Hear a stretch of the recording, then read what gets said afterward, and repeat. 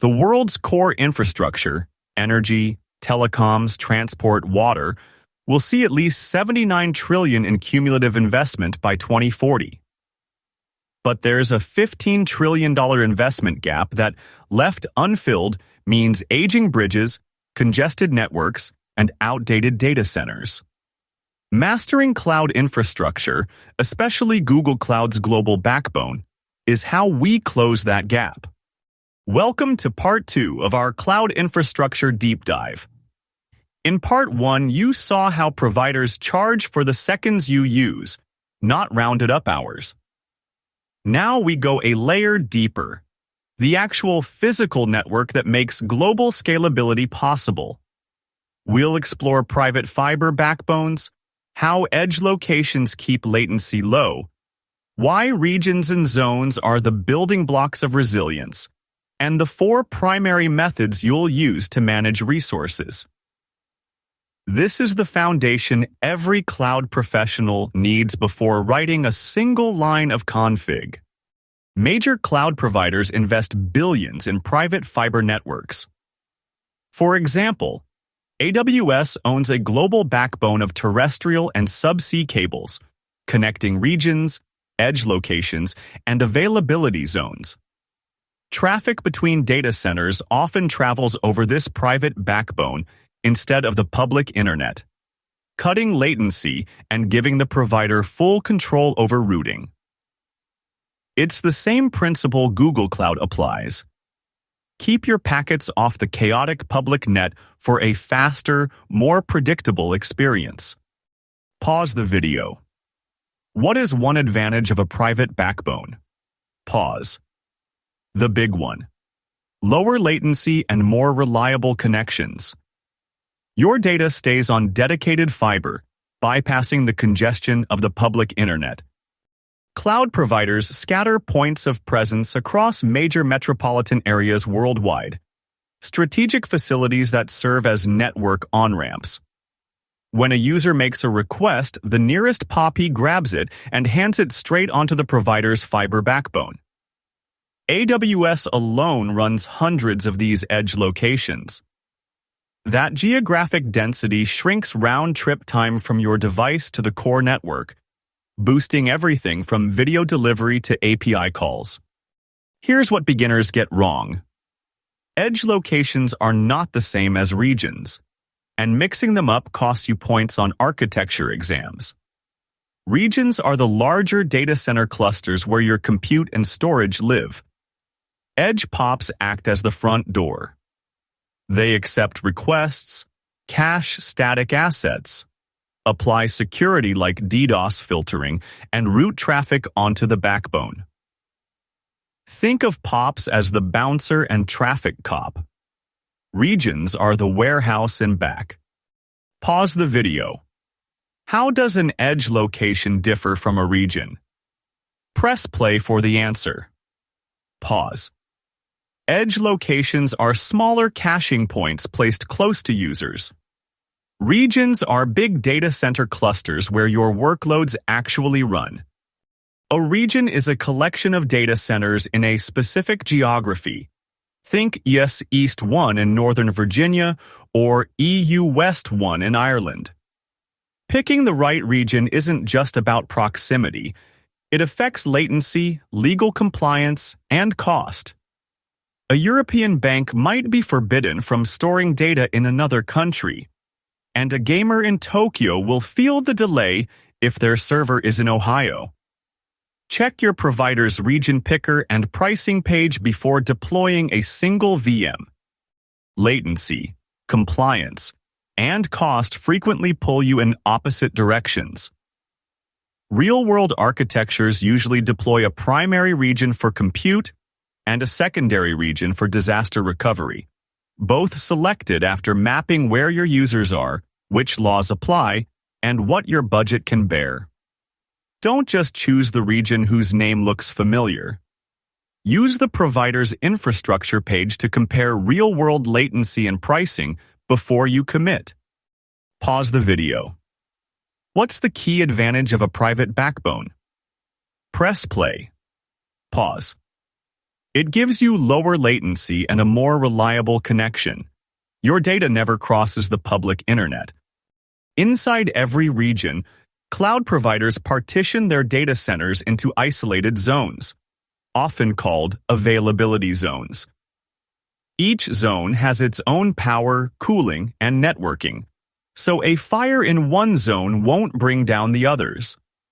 Zone names use letters or numbers that vary by provider and region, but they all represent independent failure domains. The golden rule for production: deploy across at least 2 zones. Run everything in a single zone, and a local outage can wipe out your entire app, an avoidable mistake that breaks your uptime SLA. Major cloud providers don't rely on the public internet to move your data. They've built private global backbones out of dedicated fiber, both terrestrial and subsea. Take the AWS Global Network. It operates a private backbone connecting every region, so production traffic never touches the public internet when moving between facilities. That backbone links multiple regions, each containing at least 3 availability zones, physically separate data centers with independent power and cooling. A zone failure won't take down your app if it's spread across zones. And on top of that, hundreds of edge locations are placed near users to cache content and reduce latency. This same architectural pattern, private backbone, regions, zones, edge caching, is the foundation that GCP and Azure build upon. Understanding it is step 1 to architecting resilient cloud applications. Checkpoint: zone resilience. Your production app runs in a single availability zone. What's the key architectural change to survive a zone failure? Pause. Deploy the app across at least 2 availability zones within the same region, using a load balancer and data replication. This way, if one zone goes down, the other continues serving traffic. In cloud platforms, resources aren't a flat list. They sit inside a hierarchy: organization, folders to group projects, and inside projects are your actual resources. This isn't just for organization. Identity and access management, IAM, policies inherit downwards. For example, in AWS, you have organizational units that allow you to apply service control policies as permission guardrails for all accounts beneath. Generally, permissions granted at a higher scope propagate to child resources, but explicit denies can block what a higher scope allow would otherwise grant. This means you must design your folder structure carefully, aligning it to your company's departments and environments. Spend time early mapping out your hierarchy. It's one of the most impactful architecture decisions you'll make before launching a single VM.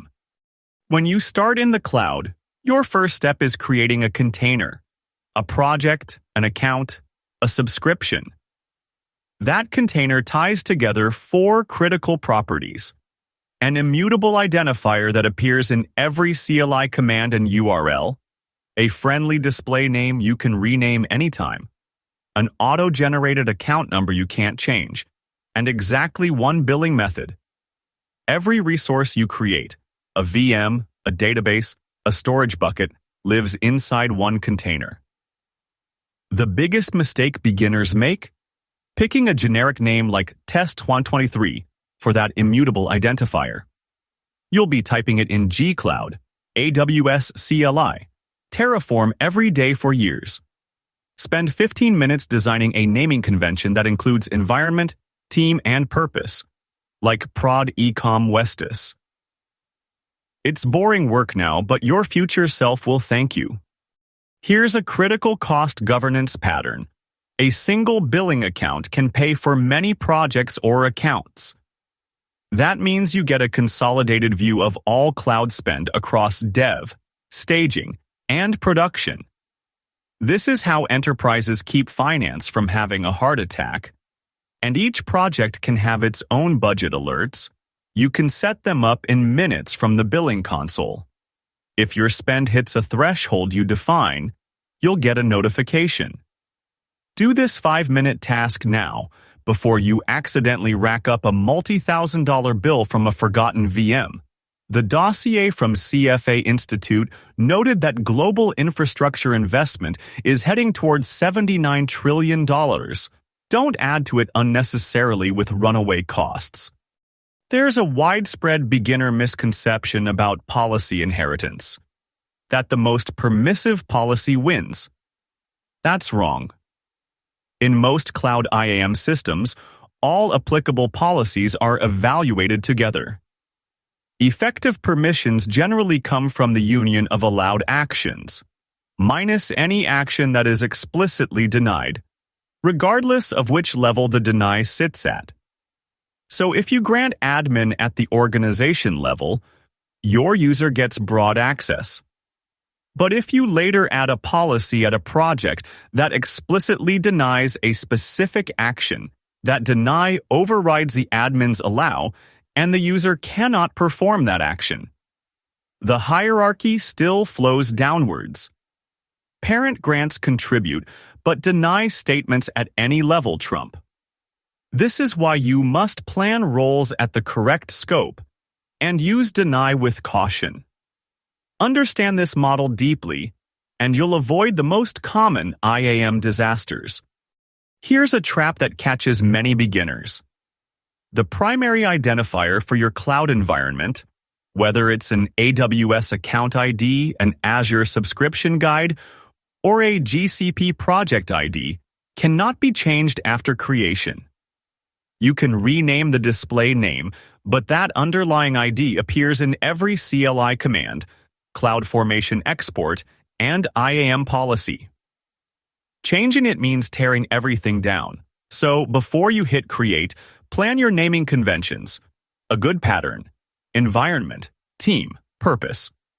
Test 123 might feel cute now, but in 3 years you'll be explaining it in a production incident war room. Spend 15 minutes up front. You'll never get that time back later. Checkpoint: permissions and hierarchy.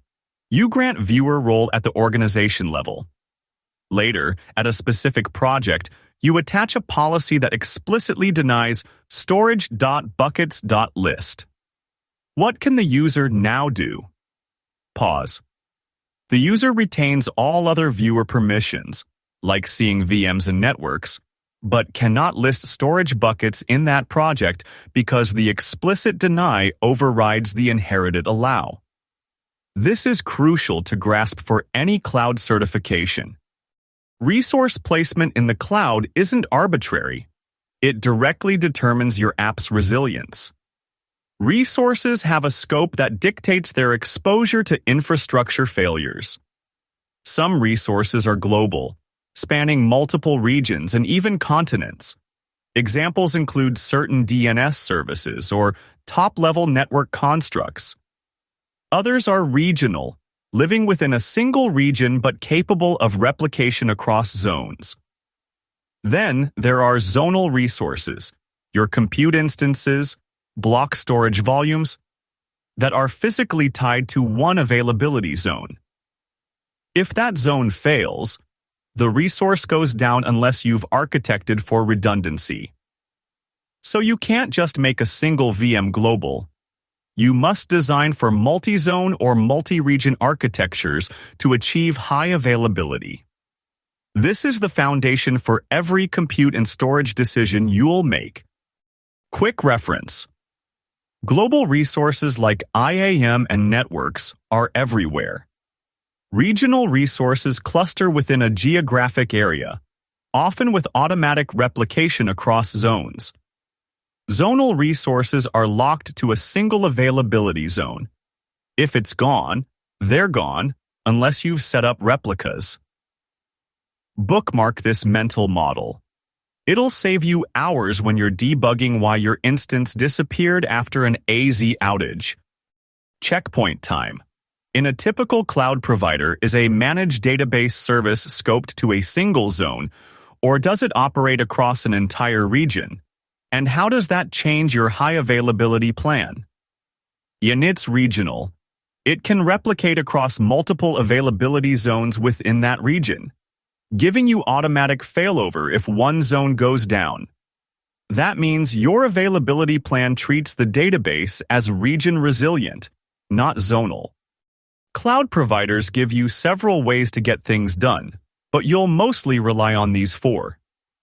The web console is your visual Swiss Army knife, perfect for poking around. The command line interface, like the AWS CLI or G-Cloud, is what you'll script with. Official client libraries for Python, Go, Java, and other languages let you build automation without raw REST calls. And Terraform? That's the one that scales. Version control your entire cloud infrastructure and never click ops again. Here's a pattern you'll type hundreds of times, regardless of which cloud you pick. The zone flag sets the initial availability zone. Moving a VM later isn't trivial, so get it right from the start. The machine type shown is a balanced default that's great for learning. Expect around 2 vCPUs and 4 GB of memory, though you should check your provider's current pricing page for exact costs. And after that, a simple list command is the fastest way to see which projects or accounts you actually have access to. Open your cloud provider's console. The documentation for their resource manager is your starting point. Click the project selector first. It shows exactly where you stand in the hierarchy. Then head to Resource Manager to see the full tree, organization, folders, if you've created them, and projects, the same inheritance model we just discussed. Billing connects it all to real money. And finally, the browser-based terminal, often called Cloud Shell, gives you a CLI that's already authenticated, your instant lab playground. But here's what many beginners miss. You don't need to be a console jockey to be productive. Major cloud providers offer official client libraries for popular languages like Python, Java, Go, Node.js, and many others. Each library handles authentication, automatic retries, and low-level API calls, so you write clean code instead of raw REST. That means you can embed cloud operations directly inside your applications. Checkpoint time. Over the last few scenes, we covered several access methods: console, CLI, libraries, and Terraform. Which of those gives you a fully version-controlled, auditable, and repeatable way to manage your entire cloud footprint, on infrastructure, as code? With Terraform, you define your environment in configuration files, store them in a Git repo, and every change is tracked, code reviewed, and reproducible, exactly how you'd treat application source code. According to the Terraform provider documentation for your chosen cloud, this HCL snippet replaces dozens of console clicks. The resource block defines the exact same compute instance we'd build with the CLI, down to the Debian image and the zone placement. Put this configuration in a GitHub repo, and any teammate can run Terraform apply to produce an identical environment. That's the real power of infrastructure as code. No drift, no forgotten click, just a reproducible blueprint. Time for a quick recall. Which access tool lives right inside your browser, already authenticated, with the Cloud CLI and kubectl waiting for you? That's the browser-based terminal, often called Cloud Shell, a zero-friction command line that works anywhere, no local SDK installation required.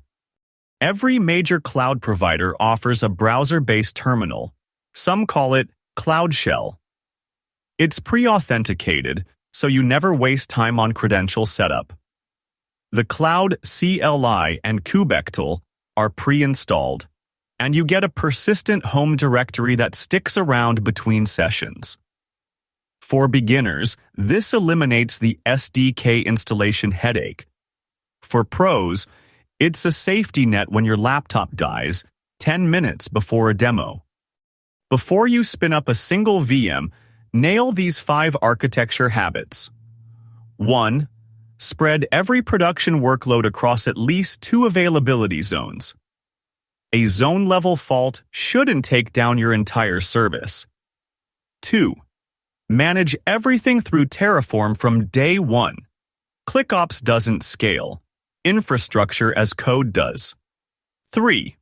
Use your cloud provider's resource hierarchy to mirror your company's structure, so projects stay organized instead of becoming a flat, unmanageable list. 4. Grant IAM at the highest appropriate node, organization, or folder, so permissions cascade instead of being duplicated everywhere.